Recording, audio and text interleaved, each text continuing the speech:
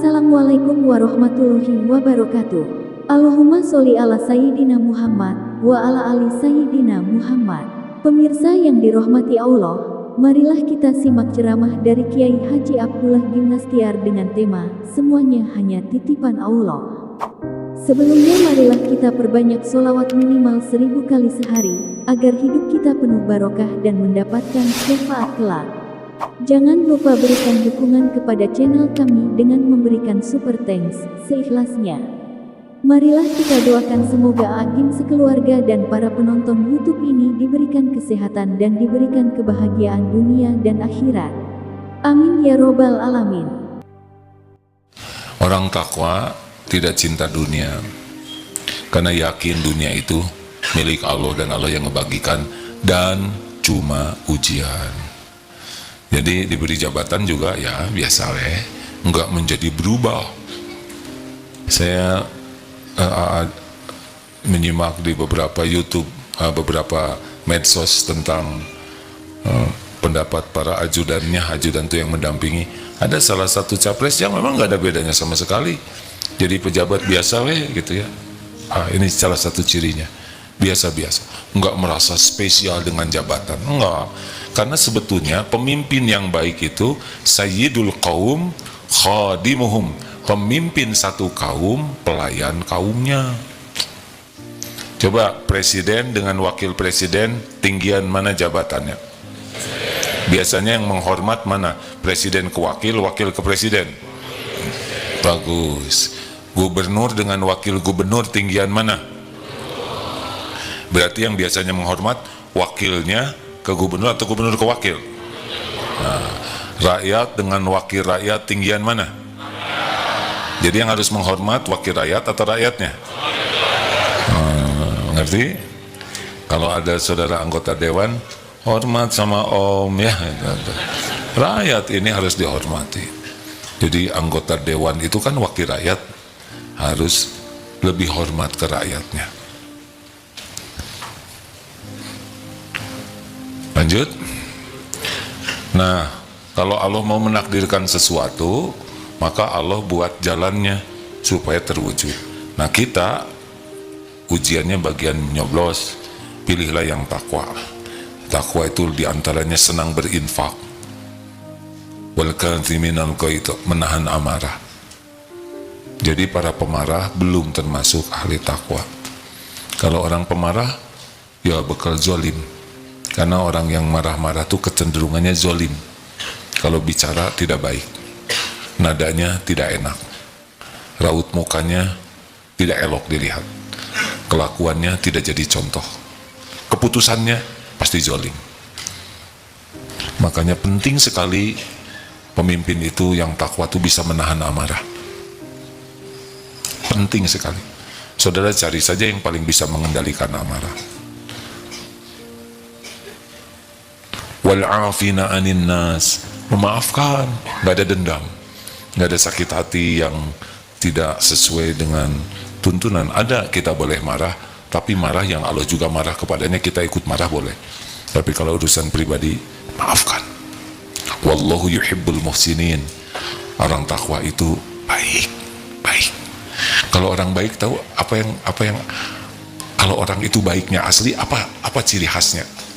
Orang baik itu hatinya nyaman. Orang baik itu nyaman. Orang baik itu karena hati yang baik. Kalau hatinya baik, dia akan nyaman.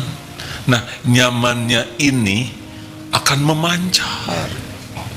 Jadi orang-orang yang di sekitarnya akan ikut merasa nyaman. Tapi kalau hatinya tidak baik, dia tidak nyaman dengan dirinya. Nggak enak, sombong itu tidak nyaman hadirin. Dengki itu tidak nyaman. Ria, pamer itu tidak nyaman. Ujub, merasa diri hebat itu tidak nyaman. Kalau di sini sudah tidak nyaman, maka aura yang memancarnya juga aura tidak nyaman. Kenapa kok ada itu gangster banyak yang mengagumi? Karena sama-sama tidak nyaman. Jadi yang error juga ada yang suka. Yang sama errornya, namanya group error together ya. Nah orang yang nyaman itu jadi curiga, awas ya. Ya Allah, terima kasih. Takdir Allah. Nah, cari orang baik, nyaman kan? Dia tuh nyaman dengan dirinya. Orang yang baik itu ikhlas. Orang ikhlas itu orang yang ringan hidup tuh. Enggak memerlukan penghormatan, tidak memerlukan penghargaan, tidak memerlukan diperlakukan spesial. Dia tidak tersinggung. Kalau ada yang menghormat, ya syukur. Enggak ada yang enggak apa-apa. Enggak berat. Enggak berat. Orang tahu, orang tidak tahu, enggak ada masalah. Enggak ribet. Misalkan dia seorang pejabat dan orang nggak pada tahu, ya nggak ada masalah, tidak usah memaksakan diri. Kan jadi pejabat di Indonesia, ya kan? Pergi umroh ngaku-ngaku pejabat nggak bisa. Sedang umroh pakai ihram karena dia seorang jenderal misalkan, terus aja pakai bintang di sini, nggak bisa. Atau karena dia tentara pakai ihram terus pakai helm, lebih horor lagi, nggak bisa, biasa weh. Jadi jabatan itu semuanya Allah, sekecil apapun tetap ya, ketua ini itu, tapi kalau milih kita milih yang bertakwa, di antaranya yang baik. Orang baik itu ringan, hidupnya tuh ringan, nggak ribet, nggak mudah tersinggung, nggak mudah jengkel, nggak mudah marah, nggak, dan mau ngapain juga gitu-gituannya, kan? Halo? Dan enak, kalau ketemu nyenengin, kalau pisah ngangenin. Rasulullah kan begitu. Halakosa namanya, hayin, layin, korib, sahol, tenang dan menenangkan, teduh dan meneduhkan, enak. Kemudian sangat sopan kepada siapapun karena penyayang kepada makhluk-makhluk Allah, dan humble, tawadu, tidak melihat orang lain lebih rendah dari dirinya, dan dia lakukan ini dengan ringan. Kan ada yang tawadu-tawaduan ya, misalkan dia ngerapikan sendal tapi matanya lihat, kok gak ada yang lihat, dia jengkel. Ada bos yang ingin kelihatan tawadu, kemana ke kantor naik ojek, muter terus karena karyawannya nggak ada yang lihat, 3 putaran lagi, apa-apa. Kalau yang tawadu palsu, pasti dia tidak akan konsisten dan tidak menikmati ketawaduannya. Apalagi ciri orang takwa pasti tahajud ya, kecuali yang memang ada uzur syar'i ya, karena orang yang kenal ke Allah tuh pasti pengen ada hotline, privasi, ingin duaan dengan Allah. Sholat jamaah begini kan banyak kan, tapi kalau tahajud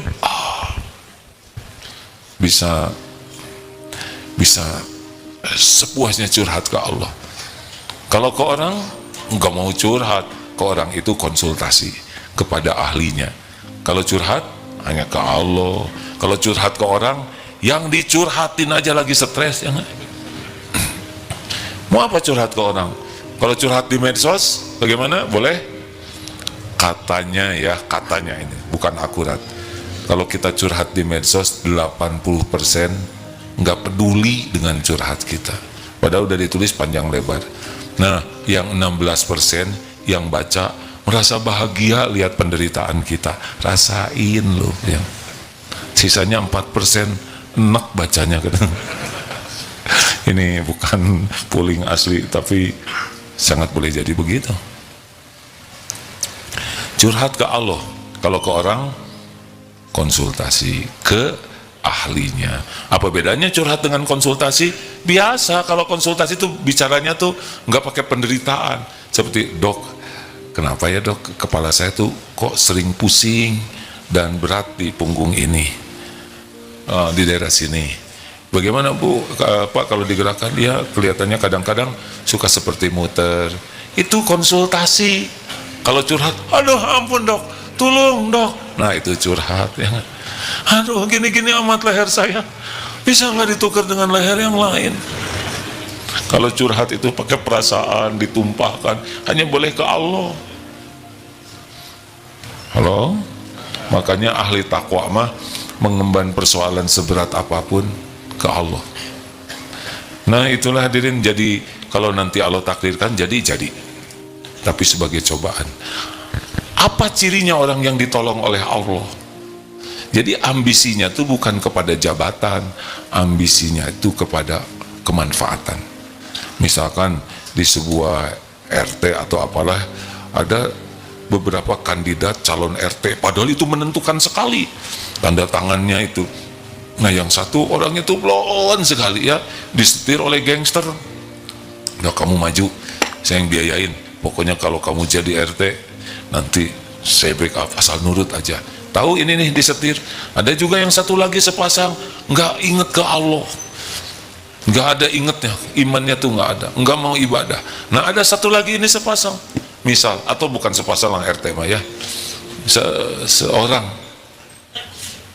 Ini kalau ini gawat nih RT kita, kalau ini juga gawat, majulah dia. Dia maju pengen jadi RT, bukan jabatan, tapi ingin amar ma'ruf nahi mungkar. Sah tuh. Yang ini ngeluarin uang semua, nyuap ke rakyat. Yang ini juga, gimana yang ini ngeluarin jangan uang, ngeluarin jangan, kan? Keluarkan uangnya sebagai dana sabilillah. Kalau ini dananya nyuap catatannya. Kalau ini kan supaya nanti terbentuk suasana amar ma'ruf nahi mungkar. Saya ikut kepada ulama yang kalau ayo ini ngasih sembako, itu ngasih sembako, kasih. Karena kalau enggak nanti yang kepilih yang secara syariat begitu. Toh udah segala nggak kepilih ya nggak apa-apa. Emang Allah tidak nakdirkan, tapi jadi amal soleh. Kita juga sama. Apakah bisa tuh ditakdirkan oleh Allah jadi pilihan kita? Doa saja. Doa la yaruddu qada ila du'a. Tidak ada yang bisa menolak qada selain doa. Doa, ya Allah tolong. Nah, minta boleh, kalau Allah menghendaki terkabul jadi. Kalau memang Allah mau yang lain tidak ada masalah. Gimana kalau nanti yang kepilih di Indonesia bukan pilihan kita? Ya nggak apa-apa, kita doakan saja kebaikan supaya jadi baik, betul? Nggak usah benci seumur-umur. Tiap ada keputusan kita tidak suka, jangan. Doakan yang baik terus. Enak tidak sih? Ih, jawab hadirin. Masa nggak enak sih? Ya ngejawabnya kepaksa. Suudon. Lanjut. Kalau Allah mau nurunkan gimana? Ya diturunkan. Misalkan ketua titik-titik ya, saya nyebutnya ketua P3K ya.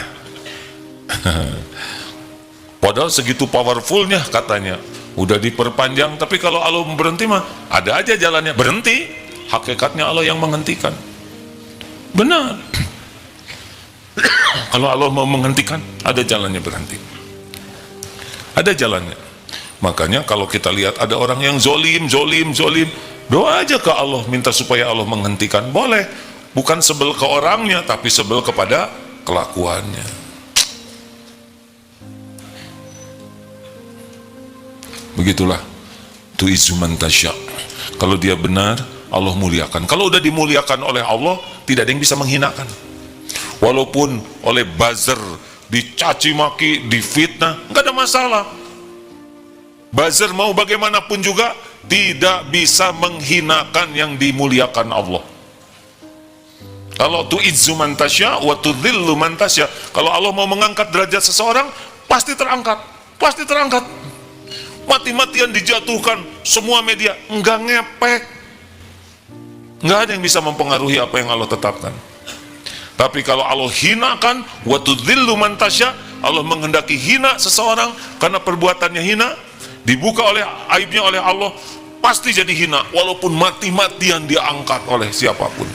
Tidak ada yang bisa memuliakan orang yang dihinakan oleh Allah, enggak. Tapi kok itu ada orang yang ngaco jahat dimuliakan? Ya dimuliakan oleh yang sama hinanya, bukan dimuliakan. Raja Garong juga diidolakan oleh Garong kroconya. Padahal katanya penjahat juga mencari timnya yang jujur loh. Lu harus jujur sama gue, kata raja penjahat. Kata anggotanya, tapi kan kita penjahat bang, nggak apa-apa, yang penting jujur tahu gitu. Lu nggak boleh ngebohong. Padahal mereka tukang tipu, kelompok tukang tipu. Aneh ya kan, saking hebatnya kejujuran kayak gitu, sampai tukang tipu aja nyuruh anggotanya jujur sama dia. Bapak-bapak juga banyak yang gitu. Ibu harus jujur jadi istri, padahal si bapak ada kurang jujur. Istrinya coba, Bu, ibu, hei ibu, maukah punya suami jujur? Yang jelas mau tidak? Ibu siap kalau suami ibu mengatakan keinginan yang sejujurnya? Ya, gitulah ya. Jadi memang agak lama di Indonesia ini.